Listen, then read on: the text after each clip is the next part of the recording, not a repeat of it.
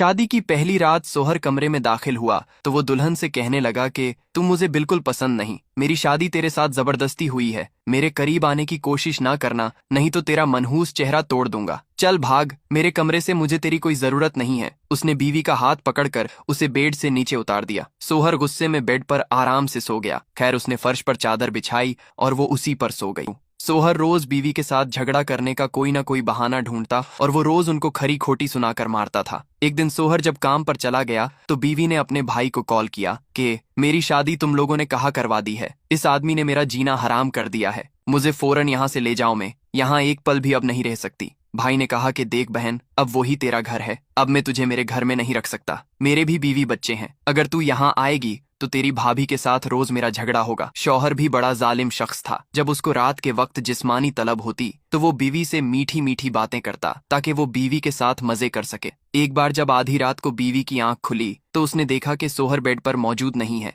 वो सोचने लगी कि आधी रात को शौहर कहाँ चला गया। वो चुपके चुपके उठी और कमरे का दरवाजा खोला तो उसने देखा कि उनका सोहर एक लड़की के साथ हंस हंस कर बातें कर रहा है। वो अपनी बेड पर वापस आई और रोती हुई सो गई। उसने सोहर को कुछ भी नहीं कहा। एक दिन सोहर जब ऑफिस जा रहा था तो उसे अपना पर्स नहीं मिल रहा था। वो गुस्से के साथ बीवी के पास आया और कहने लगा कि कोई भी मेरा काम ढंग से तुम नहीं करती, मुझे पता है कि मेरा पर्स तूने ही चुराया है, जल्द मेरा पर्स और पैसे ला, नहीं तो तेरी आज खैर नहीं। बीवी हाथ जोड़ते हुए कहने लगी कि मैंने आपका पर्स देखा तक नहीं। सोहर ने बीवी को गुस्से में 2-4 थप्पड़ लगाते हुए कहा कि इस घर में रहना है तो मेरी गुलाम बनकर रह, नहीं तो कल्टी मार मेरे घर से। सोहर ये कहकर गुस्से में ऑफिस के लिए चला गया। उसके जाने के बाद बीवी पूरा दिन रोती रही और सोचती रही आखिर में अब कहाँ जाऊं। एक दिन बर्दाश्त की हद हुई तो बीवी ने अपना बैग तैयार किया कि आज तो मैं इस घर को छोड़कर चली जाऊंगी। जब सोहर ने ये देखा तो वो गुस्से से बीवी के पास आया और कहने लगा कि मुझे बताए बगैर कहाँ जा रही हो, तेरे में इतनी आखिर हिम्मत कहाँ से आ गई। बीवी ने गुस्से में सोहर को 2 थप्पड़ लगाते हुए कहा कि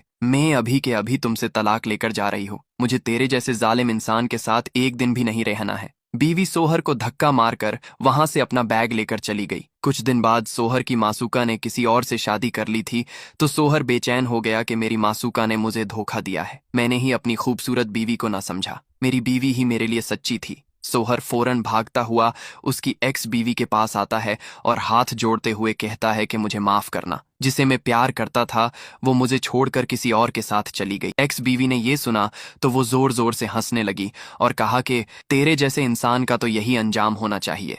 बीवी ने उस शख्स को धक्के मारते हुए घर से बाहर भगा दिया। ऐसे जालिम लोगों का आखिर ऐसा ही अंजाम होता है। दोस्तों, बीवी ने शौहर को घर से भगाकर उनसे रिश्ता खत्म करके सही किया या गलत, हमें कमेंट में जरूर बताएं।